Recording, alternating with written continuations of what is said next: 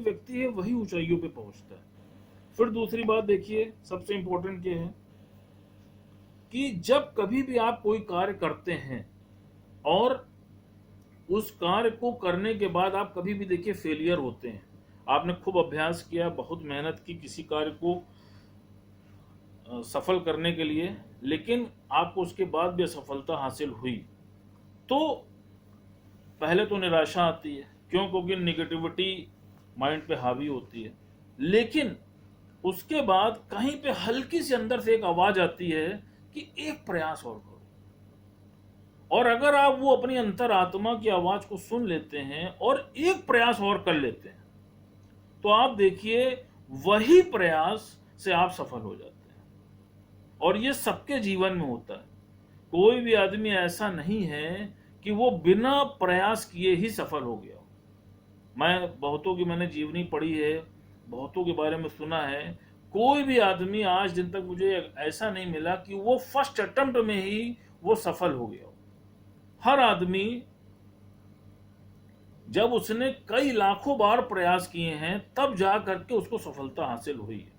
लेकिन वो तब हुई है जब वो पॉजिटिव रहा ना। अगर वो पॉजिटिव ना होता और वो नेगेटिव हो जाते कि अरे यार मैं तो कुछ कर नहीं सकता, तो मैं कुछ नहीं कर सकता, तो क्या होता कि वो वही कबूतर वाली बात होती कि कबूतर जब बिल्ली को देखता है तो आंख बंद कर लेता है, सोचता है कि मैं उड़ गया।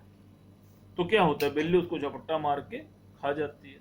तो ठीक इसी तरीके से अगर परिस्थितियों पे आपको परिस्थितियों का सामना करना आ गया तो आप कभी असफल नहीं है। परिस्थितियां तो सबके साथ आती हैं, और कौन ऐसा व्यक्ति है इस धरती पर जिसके साथ परिस्थितियां नहीं आती हैं। बल्कि गुरुजी ने तो यहां तक बोला, कहा परिस्थितियां तो तुमको उठाने के लिए आती हैं। क्यों?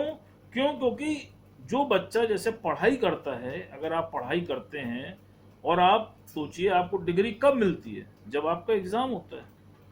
जब आप एग्जाम देते हैं तभी तो पता चलता है कि आप कितने सफल हुए और कितने विफल हुए। अगर आपका एग्जाम ही ना हो तो ये कैसे पता चलेगा कि आप सफल हुए या विफल हुए? फिर दूसरा थॉट देखिए क्या है कि जितने छोटे क्लास का आप एग्जाम देते हैं उतनी छोटी डिग्री आपको मिलती है। अगर आप हाई स्कूल का एग्जाम देते हैं तो आप हाई स्कूल पास कहलाते हैं, आप इंटर का एग्जाम देते हैं तो इंटर पास कहलाते हैं, ग्रेजुएशन का देते हैं तो ग्रेजुएट कहलाते हैं। लेकिन अगर आप आईएएस का एग्जाम देते हैं तो आप डीएम, कमिश्नर, कलेक्टर कहलाते हैं। तो जितनी बड़ी आपकी परीक्षा होगी उतनी ही बड़ी उपलब्धि उसमें छुपी हुई होगी। फिर भगवान ने एक बड़ी अच्छी बात बोली आशा के ऊपर। भगवान बोल रहे थे कि देखिए कभी भी कुछ भी हो जाए जीवन में कभी आशा मत छोड़ो, हमेशा आशा के साथ रहो कि कोई बात नहीं है, हर रोज नित्य नई सुबह हम इसको कर लेंगे, हम प्रयास तो करें। फिर भगवान ने बड़ी अच्छी बात उसी पर दृष्टांत बता रहे थे, बताया, कहा कि 4 औरतें लड़ रही थी। तो जब वो 4 औरतें लड़ रही थी तो एक संत ने देखा, उन्होंने पूछा कि क्या बात है भाई, क्यों लड़ाई हो रही है? तो पहली ने कहा कि जो है मैं बड़ी हूँ। तो कहा मैं बड़ी हूँ? क्यों, तुम क्यों बड़ी हो? तो कहा मैं भूख हूँ, अगर मेरी पूर्ति ना हो तो इंसान बच नहीं सकता, वो मर जाता है। तो कहा अच्छा। तो कहा नहीं, ऐसा तो नहीं है। क्या बहुत से लोग देखिए व्रत रखते हैं तो वो तो व्रत में तो भूखे ही रहते हैं, तो जीवित रहते हैं। तो दूसरी ने कहा कि नहीं मैं बड़ी हूँ। तो कहा तुम क्यों बड़ी हो? तो कहा कि मैं प्यास हूँ, अगर पानी ना पिए तो आप मर जाएंगे। तो उन्होंने कहा कि नहीं भाई, बहुत सी औरतें निर्जल व्रत रहती हैं, करवा चौथ के दिन निर्जल व्रत रहा जाता है, तो बिना पानी के भी वो जीवित रह लेती हैं। तो कहा ये भी सत्य नहीं है भाई, आदमी जीवित रह सकता है। तो तीसरी ने कहा कि मैं बड़ी हूँ। तो कहा भाई तुम कौन हो? तो कहा मैं नींद हूँ, अगर नींद ना मनुष्य को आए तो वो व्याकुल होता है, और नींद के लिए देखिए वो कितना कितना जतन यतन करता है। तो कहा नींद की इंपॉर्टेंस लाइफ में सबसे अधिक है। अगर नींद नहीं आती है तो अगले दिन आदमी देखिए व्याकुल हो उठता है और उससे कोई कार्य नहीं हो पाता है। तो कहा नहीं ऐसा नहीं है, आदमी काम कर लेता है। चौथी से पूछा तुम कौन हो? तो चौथी ने कहा कि मैं आशा हूं, अगर मैं जीवन से चली जाऊं तो आप सोचिए जीवन में फिर कुछ भी नहीं बचता है। तो उन्होंने कहा कि हाँ सही बात है, जो सबसे इंपॉर्टेंट अगर कोई है जीवन में तो वो है आपकी आशा। और आप देखिए, चाहे जिसमें भी हो आप, चाहे व्यापार में हो, चाहे आप पढ़ाई में हो, चाहे आप खेल में हो, आप जिस भी क्षेत्र में होते हैं, तो वो आशा ही तो आपको आगे लेके जाती है। आप आज फेलियर हुए, आज आप मैच हारे, फिर आप अगले मुकाबले के लिए जब उतरते हैं तो आपके मन में एक आशा होती है ना कि कोई बात नहीं है, मैं जीत सकता हूं। और उसी आशा को लेकर के ही आप जीवन में बार बार प्रयास करते हैं कि नहीं कोई बात नहीं, कल हारे हारे लेकिन आज हम जीतेंगे। और जब वो पॉजिटिव एनर्जी, पॉजिटिव थॉट आपके साथ होता है तो क्या होता है कि आप एक समय आता है कि आप जीतते हैं। अब इस पर देखिए दूसरी बात क्या आती है। दूसरी बात इसलिए आती है कि नेगेटिव थॉट आते क्यों, अब इस पर भी आप अध्ययन कीजिए। तो नेगेटिव थॉट आने का जो सबसे बड़ा रीजन हमने पाया वो ये है कि आपको ये लगता है कि आप करने वाले। जब आपके मन में ये भाव आता है कि मैं करने वाला हूं और उस कार्य को करने में आप असमर्थ फील होते हैं, तभी नेगेटिविटी का संचार होता है। और सबसे बुद्धिमान आदमी कौन है? जो भगवान ने बोला गीता में कि सबसे उत्तम भक्ति क्या है, कि प्रभु की रजा में राजी रहना।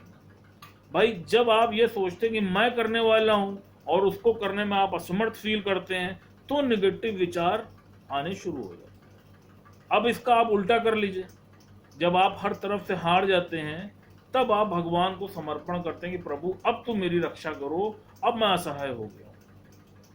तो भगवान गुरु जी ने क्या बोला कि गॉड है ज्वेलस लेवर, वो अपने सिवा किसी दूसरे को बर्दाश्त नहीं कर सकता। भगवान ने तुमको इतना सुंदर नर्तन दिया तो किस लिए दिया? कि ईश्वर को प्राप्त करने के लिए दिया। लेकिन अब आपने क्या किया? अपने घट में बीवी को बैठा लिया, बच्चे को बैठा लिया, व्यापार को बैठा लिया, घर को बैठा लिया, दुकान को बैठा लिया। तो जब आपने इन सबको स्थान दे दिया तो गॉड कहाँ है? गॉड तो एकदम नीचे चला गया ना। फिर जब आपका उनसे लगाव हो गया, तो जब लगाव हो गया तब फिर क्या होता है कि फिर उसका प्रभाव जीवन में आने लगता है। जैसे भगवान ने बोला कि हर चीज का तालमेल होना बड़ा जरूरी है। जैसे आप देखिए कि बिजली के खंभे लगे होते हैं, तो बिजली के जो खंभे होते हैं वो थोड़ी थोड़ी दूर पे होते हैं ना, सारे खंभे सट के तो नहीं लग जाते हैं। या पेड़ लगाए जाते हैं तो पेड़ भी थोड़ी थोड़ी दूर पे लगाए जाते हैं ना, कि सारे पेड़ को फलने फूलने का मौका मिले। या वीणा के तार होते हैं तो वीणा के तार बहुत ना टाइट में बच सकते हैं ना बहुत हल्के में बच सकते हैं, वो एक नॉर्मल सिचुएशन में ही बच सकते हैं। इसी तरह भगवान ने बताया, कहा कि जब तुम मध्यम गति से चलो, जब तुम न बहुत ज्यादा किसी के करीब जाओ और न बहुत ज्यादा किसी से दूरी बनाओ। अगर तुम्हें बहुत अधिक करीब होना है तो तुम गॉड के करीब हो। जब तुम प्रभु को अपने घट में बैठाए रहोगे और हर पल अंग संग उसको अपने समझोगे, उसकी शक्ति को महसूस करोगे, तो फिर तुम्हें कभी भी हार का सामना नहीं करना पड़ेगा। क्यों? क्योंकि ईश्वर तुम्हारे अंग संग है, लेकिन फिर तुम्हारी मैं जो है वो बाहर आ जाती है। तुमको लगता है मैं करने वाला हूं, और मैं की वजह से जब कई जगह क्या होता है कि आप सफल हो भी जाते हैं, तो जब सफल हो जाते हैं तो आपके अंदर अभिमान उत्पन्न होता है कि यार देखा मैंने इतना अच्छा काम कर लिया। तो जब अभिमान उत्पन्न होता है तो भगवान ने बोला कि अभिमान तो रावण का भी नहीं स्थिर रह पाया, जिसने कि जितने भी आपके ग्रह हैं उन सारे ग्रहों को उसने जीत रखा था, लेकिन उसके बाद भी रावण का अभिमान नहीं टिक पाया। तो भगवान ने क्या बोला? भगवान ने बोला कि ईश्वर का भोजन क्या है? ईश्वर का भोजन अहंकार है, और अहंकारी का मस्तक हमेशा देखिए झुकता है। इसीलिए हम लोग के दादा भगवान ने पहले दिन बोला कि हमारे सत्संग की क्या ड्रेस है? हमारे सत्संग की ड्रेस है शुक्राना और मुस्कुराना। और गुरुजी ने क्या बोला? गुरुजी ने कहा do not pray god, always praise god. Pray god में क्या है? आप भगवान की पूजा अपने स्वार्थवश करते हैं। आप जब भी देखिए मंदिर जाते हैं या कहीं पे भी जाते हैं या भोग लगाते हैं, तो उसके पीछे कोई ना कोई हमारा एक स्वार्थ छुपा होता है। कुछ देते हैं तो कुछ लेने की चाह लेके जाते हैं। भगवान गुरुजी ने क्या बोला? गुरुजी ने कहा कि कि भगवान इससे खुश नहीं होगा, भगवान प्रेज से खुश होगा कि तुम उसके शुक्रगुजार रहो। अब अपने अंदर झांक के देखिए कि 24 घंटे में आपने ईश्वर का कितनी बार शुक्रिया अदा किया। आप सोचिए, भगवान ने कितनी बार बोला है कि ऑलवेज थैंकफुल टू गॉड, हमेशा आप गॉड के प्रति थैंकफुल रहिए। लेकिन हमारी परेशानी क्या है, हम हमेशा या तो पास्ट में होते हैं या फ्यूचर में होते हैं। जैसे भगवान बता रहे थे, कहा कि जैसे घड़ा होता है, तो घड़े में अगर एक छेद भी हो तो क्या पानी उसमें ठहर सकता है? नहीं ठहर सकता, सारा का सारा पानी निकल जाता। कहा लेकिन जब उस घड़े में एक छेद में पानी होने से, एक छेद होने से पूरा पानी निकल जाता है, तो सोचो तुम्हारे अंदर तो दो छेद हैं, एक पास्ट का छेद है, एक फ्यूचर का छेद है। या तो पास्ट में रहते हो मुंगेरी लाल की तरह कि यार कैसा हुआ हमारे साथ, इसने गलत किया, इसने सही किया, और या फिर फ्यूचर में रहते हो कि यार हम ऐसा करेंगे वैसा करेंगे। गुरुजी ने क्या बोला? गुरुजी ने बोला कि तुम प्रेजेंट में रहो, आज तुम्हारा है, अभी तुम्हारा है।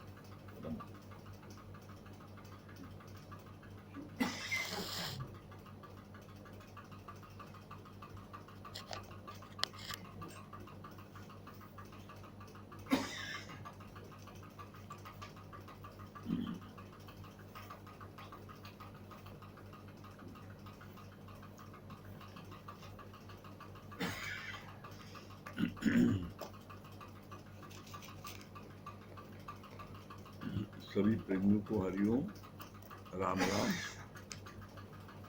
अभी हम लोगों का गीता का 13वां अध्याय चल रहा है। 13वें अध्याय का 12 से 16 श्लोक तक। कल जो हुआ था उसकी 2 लाइन पढ़ देते हैं, उसके बाद में आज पढ़ेंगे। क्या कल पढ़ा गया था?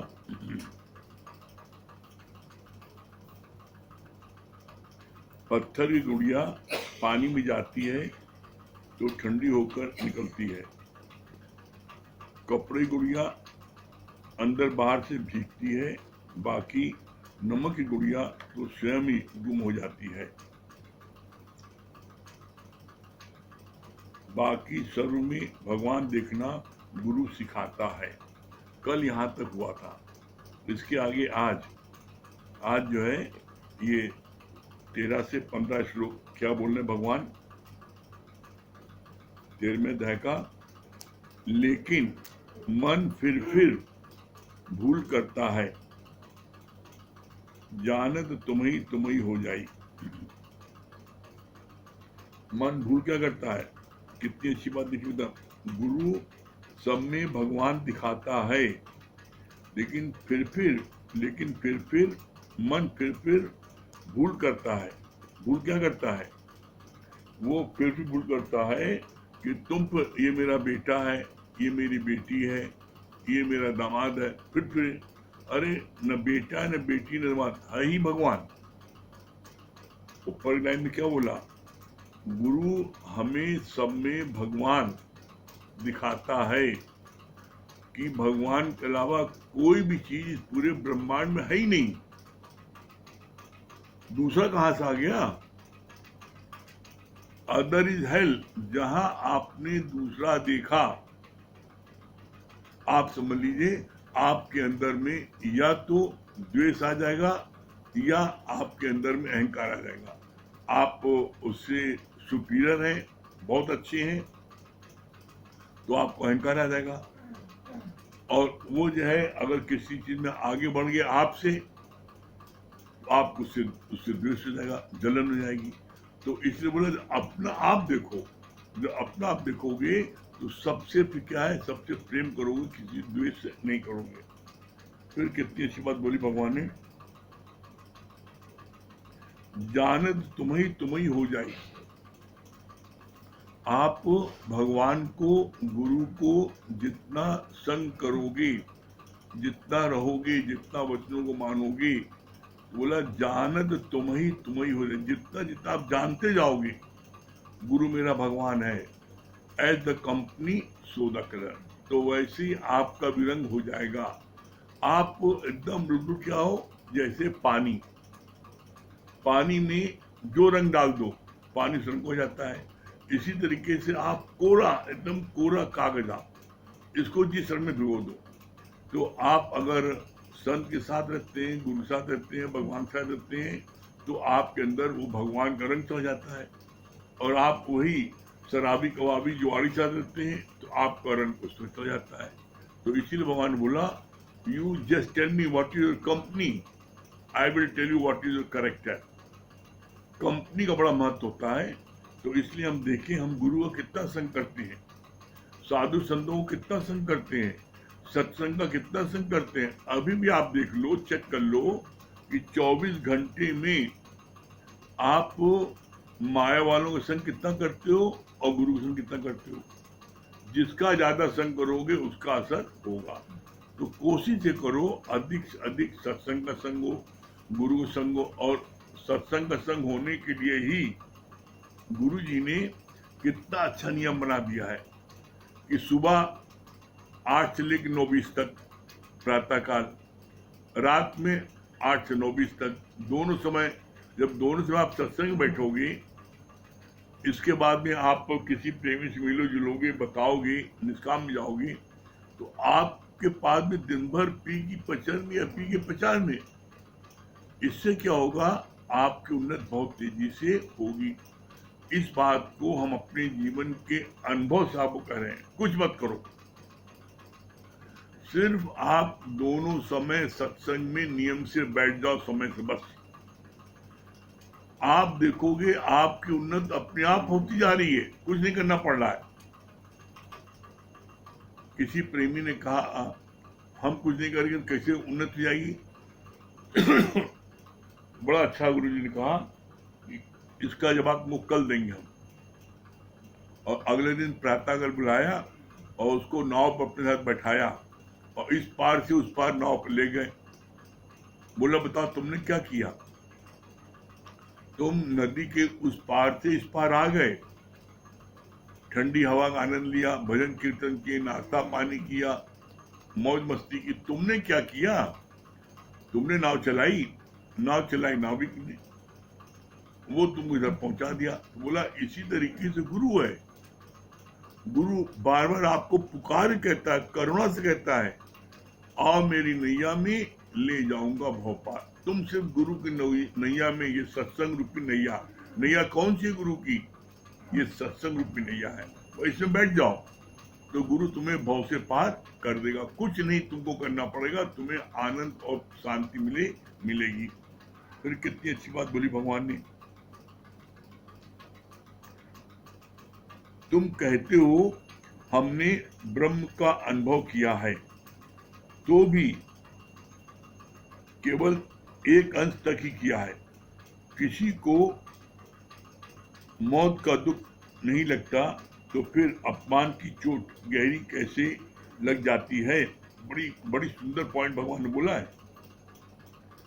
आप कहते हो कि हमने ब्रह्म का अनुभव किया है। अरे जिसने ब्रह्म का अनुभव कर लिया और ये बोला मौत जैसे दुख भी नहीं लगते, तो फिर अपमान कहां से लग गया, अपमान कहां से लग गया। अरे आपके मौत जैसे दुख नहीं लगे और अपमान किसी ने कर दिया लग गया, तो कैसे ब्रह्म ज्ञानी हुई आप। बोला इसको बोलते हैं बंद ब्रह्म ज्ञानी, वो है नहीं, अपना प्रदर्शन कर रहे हैं। तो बोला जो ब्रह्म ज्ञानी हो जाता है उसके जीवन में कितना भी मान हो या अपमान हो, लाभ हो या हानि हो, जीवन मिले या मरण हो, वो हर हाल में सम रहता है। और ये चीज हम लोगों ने अपनी आंखों से गुरुजी को देखा है। गुरुजी बैठे हैं और गुरुजी उसी समय कोई नेता वो जो है उसने बहुत अपमानित किया, लेकिन हम लोगों ने देखा एक सेकंड गुरुजी की चेहरे पर नहीं, बी नॉर्मल एंड नेचुरल। उसके बाद में वहां से उठ के गए, तुरंत सत्संग करने गए, एक लफ्ज वहां का जिक्र नहीं। अगर जरा सा भी उसकी बात का प्रभाव होता तो गुरु जी बोलते हैं तली में, बाल्टी की तली में कोई चीज पड़ी है वो निकल आती है, तो उनका निकल आता वाणी में, लेकिन एक लफ्ज वहां का जिक्र नहीं, पूरी धारा प्रवाह वाणी गुरु ने चलाई लेकिन वहां जिक्र नहीं। तो बोला ब्रह्म ज्ञानी करके दिखाता है। तो जो ब्रह्म को जिसने एहसास कर लिया, ब्रह्म का अनुभव कर लिया, ब्रह्म ज्ञानी हो गया, तो उसको किसी प्रकार का कोई भी विपरीत परिस्थिति आने पर वो चेहरा उसका सिकुड़ता नहीं है, नाराज नहीं होता है, अपना चेहरा बिगाड़ता नहीं है, अपना आपा नहीं खोता है, एकदम बी नॉर्मल एंड नेचुरल रहता है। ये ब्रह्मज्ञानी पहचान है। फिर बोला कितनी अच्छी बात, केवल एक अंश तक ही किया है, किसी को मौत का दुख नहीं लगता तो फिर अपमान की चोट गहरी कैसे लग जाती है। कभी फिर किसी दूसरे गम का घेरा तुम्हें क्यों लगता है। ये इसलिए है ना, जो बंद ज्ञानी है उनको किसी प्रकार की कोई बात भी मन के विपरीत होगी तो उनका चेहरा बिगड़ जाएगा, उनकी ट्यूनिंग बदल जाएगी, उनकी आवाज चेंज हो जाएगी, उनके चेहरे पर आंखें लाल लाल हो जाएंगी। लेकिन ब्रह्म ज्ञानी B normal and natural her condition पर रहता है, कितनी भी विपरीत परिस्थिति जीवन में उसकी आ जाए। फिर आगे बोला बहुत अच्छी बात, बहुत अच्छी बात बोली भगवान ने, ब्रह्म आदि रहित अंत रहित है। मतलब क्या, आदि रहित अंत रहित मतलब जिसका न कोई शुरुआत न कोई अंत है। आदि मन होता है बिगिनिंग, माने बिगिनिंग शुरुआत, और इंद्र माने अंत। परमात्मा का न कोई शुरुआत न कोई अंत है। कैसे, इसका बहुत अच्छा प्रमाण दिया। भगवान को बोलते हैं आत्मा, आत्मा की तुलना की जाती है आकाश से। अब आकाश का बताओ कोई शुरुआत छोर है या कोई अंत है उसका। परमात्मा का जैसे कोई अंत नहीं है, शुरुआत नहीं है, उसी तरीके से आकाश का कोई अंत और शुरुआत नहीं है। ये पहचान है। फिर बोला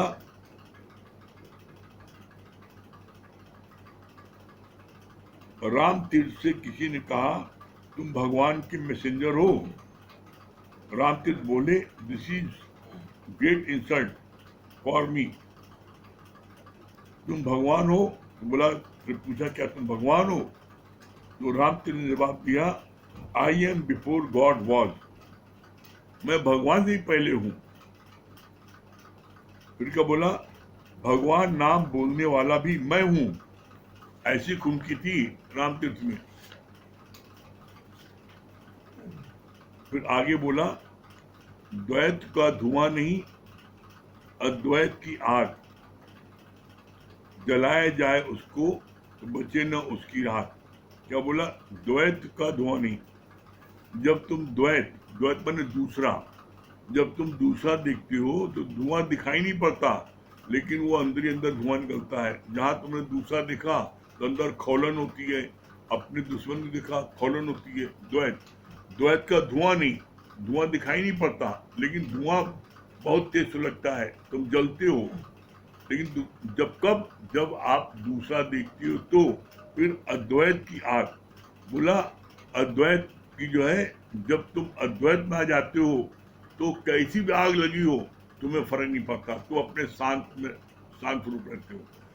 अद्वैत मीन्स मैं ही तो हूँ सब तरफ, जब मैं इधर भी हूँ मैं उधर भी हूँ तो आग नहीं लगती। लेकिन जहाँ द्वैत होता है तो वहाँ बिना आग जलाए आग जलती है, आप जलते हो।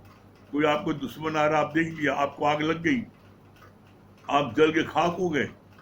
फिर जलाया जाए उसको तो बचे न उसकी राख। बोला जलाया जाए उसको, बचे न उसकी राख। किसको? बोला जलाया जाए उसको, जैसे कपूर जलाया जाए उसको तो बचे न उसकी राख। मतलब जैसे कपूर को आप जलाते हो तो उसकी कोई राख नहीं बचती। इसी तरीके से जब आप अद्वैत में आ जाते हो तो किसी प्रकार का कोई राख नहीं आती। राख आती तब है जब आप द्वैत में आते हो। द्वैत ही सबसे बड़ा मूल झगड़े की जड़ है। द्वैत ही आपको अपने स्वरूप से हटा देता है। अगर आप चाहते हो हर समय आनंद में, हर समय प्रफुल्लित रहना चाहते हो, तो हर एक में अपना आप देखो। और सत्यता यही है। कैसे इसका प्रमाण है? आप देखो, आप किसी की भी आंख में देखो, आप किसी को सामने खड़ा करो और उसकी आंख में देखो, कौन दिखाई पड़ता है? आप ही दिखाई पड़ते हो। आप 1000 लोगों को एक लाइन से खड़ा करो और सबकी आंख में देखो, तुम दिखाई पड़ोगे। मतलब सब तो तुम तो हो। इसी बात को भगवान कृष्ण ने गीता में बोला है कि एको श्याम बहुरूप रचो। एक ही श्याम वही अनेक रूपों में हो गया है, कोई दूसरा है ही नहीं ना। आप दूसरा मान बैठते हो जबकि दूसरा है नहीं है एक भगवान के अलावा। भगवान ने तो यहां तक बोल दिया, इस पूरे ब्रह्मांड में परमात्मा के अलावा कुछ है ही नहीं ना। कैसे? बोला everything is God, everywhere is God but nothing God. परमात्मा के अलावा कुछ है ही नहीं ना। तुम्हें जो कुछ भी दिखाई पड़ रहा है पूरे ब्रह्मांड में, वो तुम्हें दिखाई पड़ रहा है भ्रम के आधार पर। कहा ब्रह्म सत्य जगत मिथ्या। तो पूरे ब्रह्म तुम्हें दिखाई पड़ रहा है। कैसे?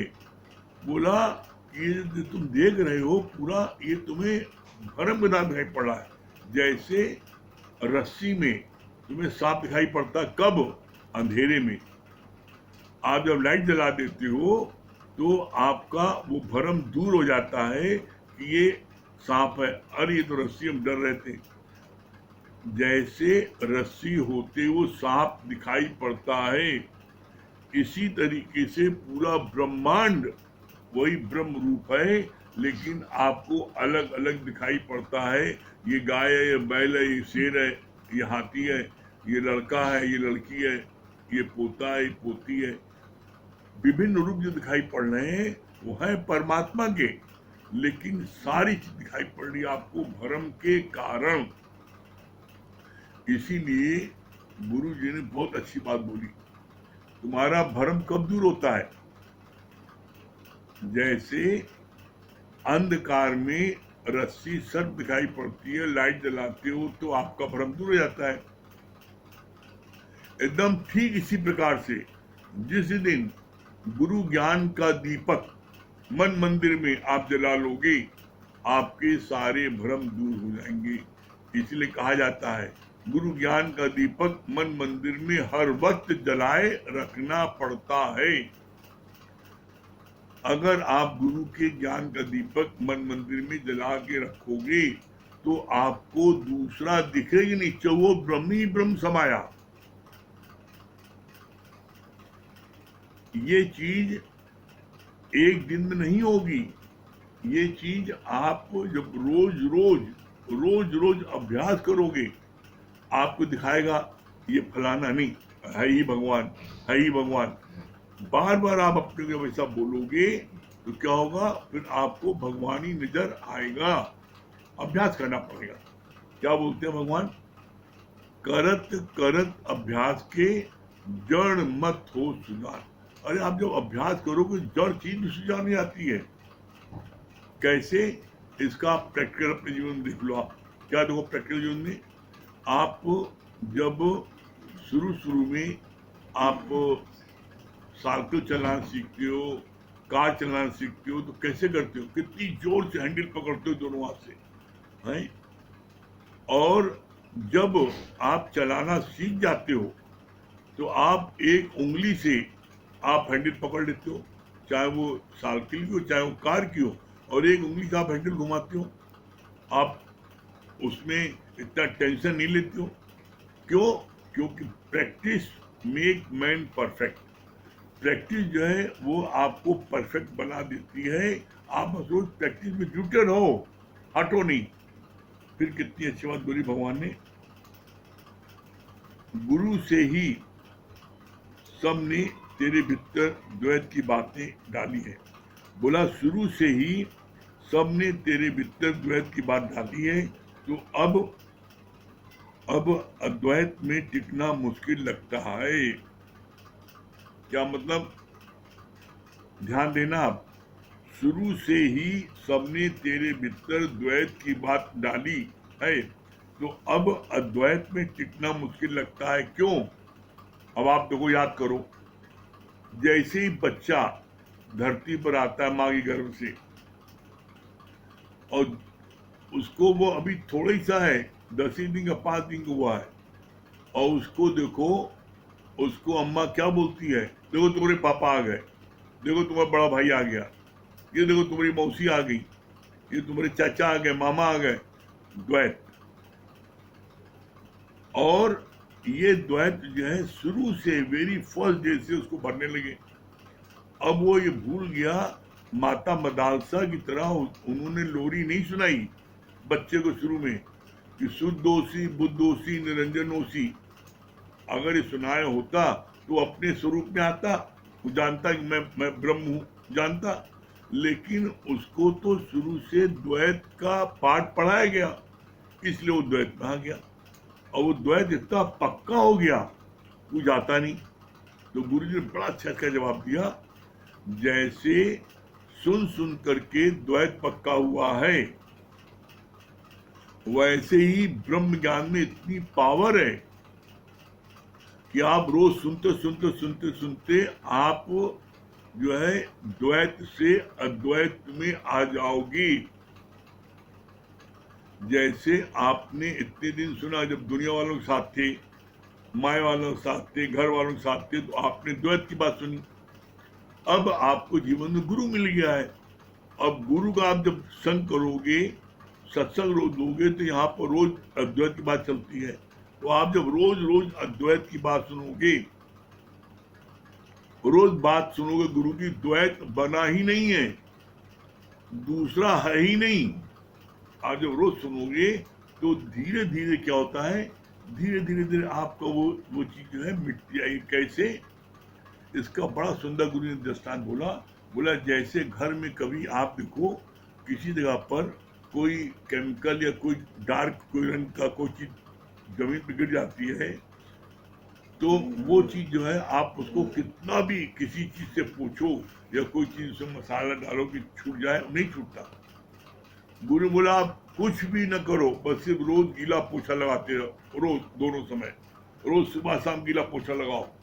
देखो उसका जो कलर है, रंग है, वो धीरे धीरे धीरे धीरे क्या होगा, कम होता जाएगा, और एक दिन वो पूरा दाग एकदम छूट जाएगा। तो बोला इसी तरीके से जो तुम्हारे अंदर दुनिया वालों का संग करके तुम्हारे अंदर द्वैत घुस गया, वो द्वैत रोज रोज गुरु के वचन सुनते सुनते सुनते सुनते वो रोज अद्वैत अद्वैत अद्वैत सुनते सुनते एक दिन द्वैत निकल जाएगा और अद्वैत पूर्ण रूप से अंदर आ जाएगा। इसके लिए जरूरी क्या है? इसके लिए जरूरी क्या है? न उकताए हुए चित्त से रोज मनमना भाव के सत्संग सुनो, बस कोई दूसरा उपाय नहीं है। द्वैत से अद्वैत में आने के लिए मैं ही तो सब जगह हूं, मैं ब्रह्म हूं, इस चीज को महसूस करने के लिए सिर्फ एक उपाय है, नित्य का दोनों समय का सत्संग। हम आपको गारंटीज कहते हैं। आप रोज सुबह 8 बजे सत्संग में जुड़िए और रात में 8 बजे जुड़िए। सुबह आप जुड़िएगा 8 बजे तो आपको जो है क्या है, तन और मन दोनों का आपको लाभ मिलेगा। सुबह 8 से 8:40 तक पहले अष्टवक्र गीता का होता है प्रवचन, उसके बाद 40 मिनट 8:40 से 9:20 तक आपके होता है योगा। आपका तन भी स्वस्थ हो जाएगा और मन भी स्वस्थ हो जाएगा। और फिर रात में आप जब सत्संग लेते हो गीता ज्ञान का, तो गीता ज्ञान का सत्संग लेना इसलिए कंपलसरी है। क्यों? क्योंकि एकमात्र गीता ऐसा ज्ञान है जिसको बोलते हैं सर्वशास्त्रमय गीता। इसको लेने के बाद में जीवन में आप कि कैसी भी कठिनाई आए, कैसी भी विपरीत परिस्थिति हो, आप सारी परिस्थिति में आप क्या है, आप सफल होंगे। आप कभी किसी बात से घबराएंगे नहीं, ये गीता ज्ञान हमको सिखाती है। इतना बढ़िया ज्ञान है ये, इसको ज्ञान लेने के बाद में आप एवर लास्टिंग हैप्पीनेस, एक लाइन आती ना, जो सुख आए फिर नहीं जाए उसका करो विचार। जो ये ले लेता है गीता ज्ञान, वो हमेशा अपने आनंद में झूमता रहता है। करके देखो, और अगर आनंद की प्राप्ति न हो तब कहना। ठीक है। हाँ सुशीला जी।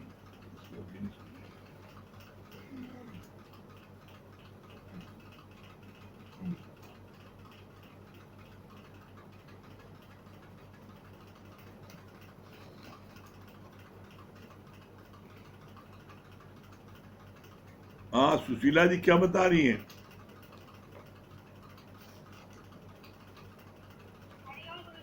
हरिओम। क्या बता रही सुशीला जी? आ रही आवाज? हाँ बहुत अच्छा भैया भी बताए, सब आशावादी बने। और दूसरी बात, नित्य का सत्संग, नित्य का पोछा अपने मन मंदिर में, मतलब हमेशा नित्य का सत्संग बहुत जरूरी है। और मन मंदिर में गुरु का ज्ञान का दीपक हमेशा जला कर रखना चाहिए। बहुत सुंदर। हाँ संजय भैया। हरिओम। क्या बोल रहे हैं दिनेश भैया? हाँ संजय भैया क्या बोल रहे हैं? भैया ने कहा है, परमात्मा को एक जलस स्लीपर बताया कि परमात्मा को ही रख सकते हैं आप, माया को और परमात्मा को दोनों को एक साथ नहीं रख सकते आप। ये बात बहुत अच्छी लगी। बाकी अद्वैत का ज्ञान केवल गुरु मुख से ही सुनने को मिलता, बाकी घर वाले तो द्वैत का ही बात बताते हैं बचपन से लेकर के अभी तक। ये बात बहुत अच्छी लगी। हाँ बहुत सुंदर। हाँ दिनेश भैया। हरिओम गुरु जी। हरिओम दिनेश भैया बहुत क्या बता रहे गुरु हैं? जी ने बताया कि सभी में अपने स्वरूप का दर्शन करना चाहिए और है ही भगवान का मंत्र हमेशा याद रखना चाहिए कि है ही भगवान। हाँ चलिए दिनेश भैया भजन सुना दीजिए। जी गुरु जी। सब नए नए कलाकार पेश हो रहे हैं, सुनाइए। तेरे दर से जिसे मोहब्बत है, तेरू से और क्या जरूरत है,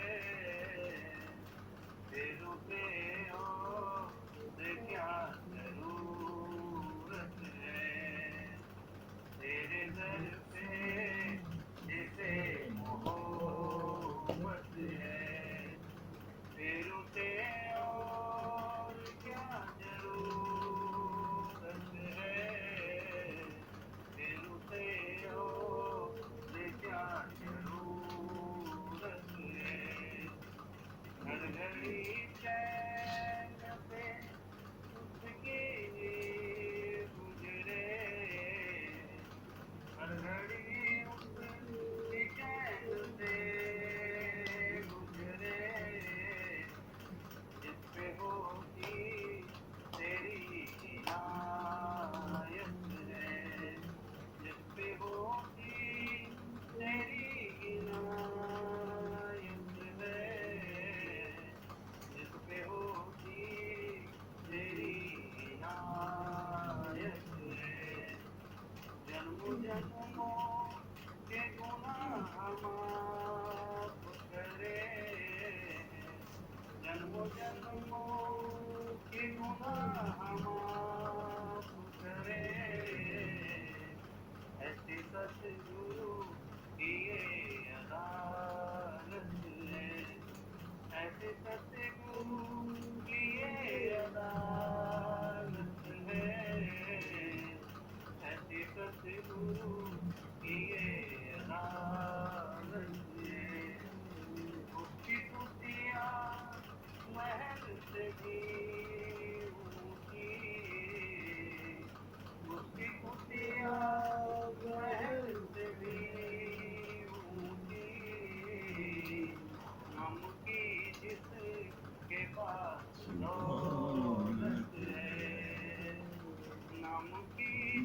के पास दौलत है, नाम की जिसके पास दौलत है, नाम की जिसके पास दौलत है, तेरे दर पे कमी नहीं देखी, तेरे दर पर कमी नहीं देखी, जिसको जिस चीज की जरूरत है, जिसको जिस चीज की जरूरत है, जिसको जिस चीज की जरूरत है, मेरे चरणों में आहुति देकर, तेरे चरणों में आहुति देकर,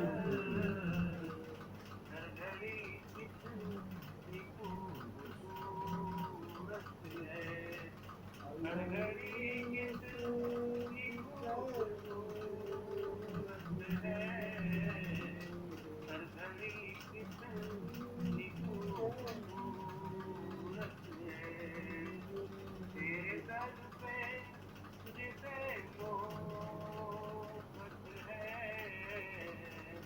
तेरे दर पे जिसे मोहब्बत है, फिर उसे और क्या जरूरत है, फिर उसे और क्या जरूरत है, फिर उसे और क्या जरूरत है।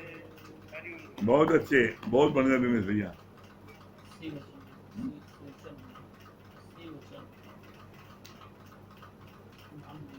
क्या बोल सकते शिवचल। सियोचल, हाँ सियोचल जी, मुझे हटा लो। सियोचल जी, हाँ भैया, प्रणाम भैया। हाँ प्रणाम दरोगा जी। हाँ क्या बता रहे हैं? बस भैया, उसकी कुटिया महल से है, उसी जिसके पास ये नाम की दौलत है भैया। और इसी में भगवान जैसे भी हो, आज का जो समय बीत रहा भैया, ये तो और वैराग की तरफ ले जा रहा है। हाँ अपने भी कितने दूर हो जा रहे हैं, जिनको हम अपना समझ कर बैठे हैं, आज देखिए कंधा देने के लिए कोई तैयार नहीं है। क्या स्थिति आ गई भैया, ये भगवान क्या क्या दिखा रहा है, जैसा इतिहास में बहुत कहीं बढ़िया। नहीं कोई देखा था। आज भगवान बहुत आप बढ़िया लोगों भैया, के बहुत सुंदर, आशीर्वाद से आप बहुत बढ़िया, से सब आनंद में अपने जगह बैठे बहुत हैं बढ़िया। और बैठे रहेंगे। हाँ कोई बलराम भैया फैजाबाद, बहुत सुंदर। बलराम भैया फैजाबाद, हरिओम।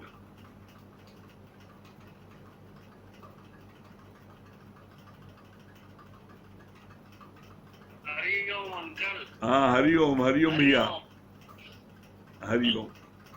ठीक है, फोटो नहीं आ रही है। आपको देख के बहुत अच्छा लग रहा है। हाँ हाँ क्या बोले बलराम भैया? कह रहे हैं आपको देख के उमंग खुशी बढ़ जाती। हेलो। हाँ हाँ बोलिए, सुनाई पड़ रहा है। हाँ बलराम भैया, बढ़िया लग रहा है। ठीक है, तो आनंद में है अच्छे से। हाँ, बढ़िया बढ़िया। आप हाँ ठीक हैं? बहुत बढ़िया। हाँ दुर्गेश भैया, बहुत अच्छे भैया। दुर्गेश जी, दिल्ली, हरिओम गुरुजी। हरिओम। गुरुजी हरिओम। हाँ दुर्गेश भैया क्या बोल रहे हैं? आप गुरुजी बहुत अच्छा अमित भैया ने बताया ना, जीवन में दो चीजें आप रखो तो कभी भी आप जो है किसी भी परिस्थिति का सामना कर लोगे, एक शुक्राना एक मुस्कुराना। ये चीज बहुत बहुत बढ़िया लगा। अच्छा बहुत दूसरी बात मुझे आपने बताया, जिसने ब्रह्म का अनुभव कर लिया तो किसी बात का अपमान नहीं लगेगा। ब्रह्म का अनुभव जिसने कर लिया उसे किसी प्रकार का कोई अपमान नहीं लगेगा, ये बात बहुत अच्छी है। हाँ पूजा जी। हरिओम गुरुजी। हाँ हरिओम। क्या बता रही पूजा जी? ये बात बहुत अच्छी लगी। और आप थोड़ा इधर आइए, दिखाई नहीं पड़ रही है। हर परिस्थिति में हाँ अब ठीक है। ये क्या बता रही है? आशावादी व्यक्ति जितनी भी कठिनाइयां हो वो हमेशा खुश रहता है। हाँ ये बहुत बात सुंदर। अच्छी लगी। हाँ चित्रा जी बहुत सुंदर। हरिओम भैया हरिओम। चित्रा जी। हरिओम गुरुजी। हरिओम। हरिओम। चित्रा जी क्या बोल रही है? आवाज आ रही है? हाँ आवाज। बहुत अच्छा लगा गुरुजी, कपूर वाली आवाज जा रही है गुरुजी। हाँ आ रही है। आवाज जा रही है। आ रही बताइए। आ रही है गुरुजी आवाज। आ रही है। गुरुजी आवाज आ रही है। हाँ बोलिए। आवाज आ रही है गुरुजी। आ रही है। आवाज आ रही है आपकी। कपूर वाली बात मुझे बताए कि कपूर जल जाता है पर उससे नाक नहीं लगता। ये सब कर रहे हो हैं? हाँ चित्रा जी बोलिए।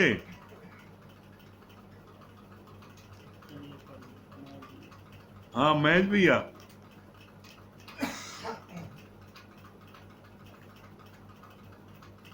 हरिओम गुरुजी। हरिओम। हाँ हाँ मैं ये क्या बता रहे हैं? बहुत अच्छा लग रहा है गुरुजी, आजकल अमित भैया रोज हम लोगों को अपने वचनों से निहाल कर रहे हैं। हाँ। और बहुत देख के खुशी भी हो रही है कि जैसे ये लॉकडाउन अमित भैया हम लोगों का सानिध्य मिल रहा है इसके सौजन्य से।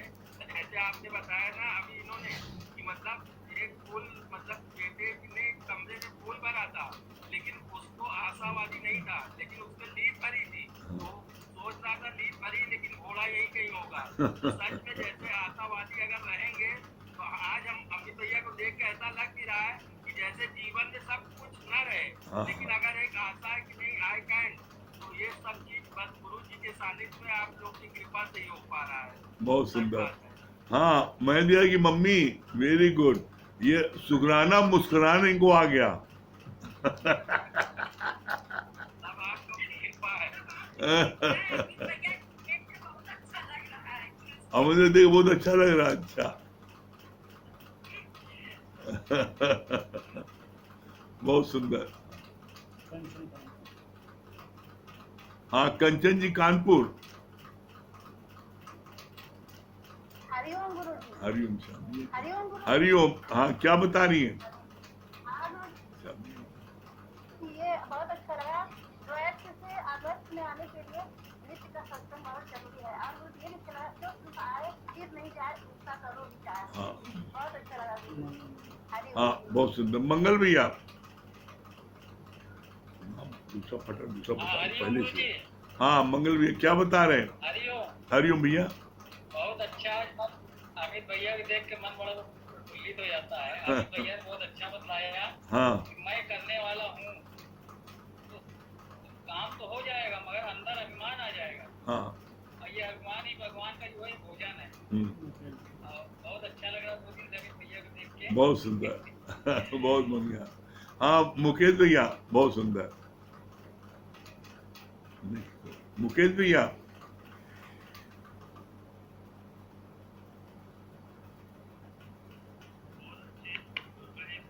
हाँ प्रणाम भैया। मुकेश भैया क्या बोल रहे हैं?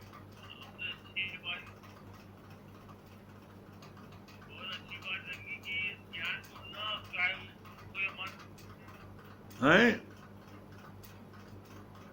क्या बोल रहे हैं?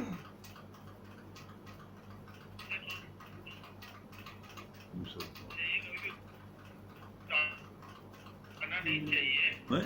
और उसके ना उसके मन से ध्यान को सुनना चाहिए। कभी भी उकसाना नहीं चाहिए कि हम क्यों नहीं, तो निश्चय से अभ्यास हम हाँ करते चले। बहुत अच्छे। तो आवाज लड़खड़ा, आवाज नहीं आ रही मुकेश।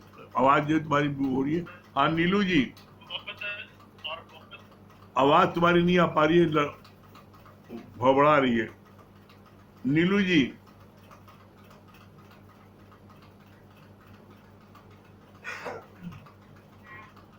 हरिओम गुरुजी, बहुत हरिओम। अच्छा लगा गुरुजी। अभी आप हाँ नीलू जी, क्या बता रही हैं? चार स्त्रियां आपस में आपकी आवाज नहीं आ रही है, वॉइस। प्यास, नींद और आशा चारों कह रही थी मैं बड़ी मैं बड़ी। मुझे आ रही है। हाँ हाँ, बोलिए बोलिए, आ रही है। हाँ बताइए। आवाज आ रही है हमारी? हाँ हाँ। जी गुरुजी, बहुत अच्छा लगा। अभी अमित भैया ने बताया कि चार स्त्रियां आपस में लड़ रही थी, भूख, हाँ। प्यास, नींद और आशा, और इनमें से अंत में जीत आशा की, तो हमेशा आशावादी रहे। लेकिन जब अपने ऊपर गुरु को नहीं करते हैं तो एक अहंकार आ जाता है, जिसके कारण गिरावट हो जाती है। लेकिन जब गुरु को अपने अंदर ध्यान कर लीजिए तो वो अहंकार नहीं आता, और अहंकारी परमात्मा का पूजन। बहुत अच्छा लगा। बहुत सुंदर। चलिए, समय हो रहा है, ओम को जाप कर ले 3 बार।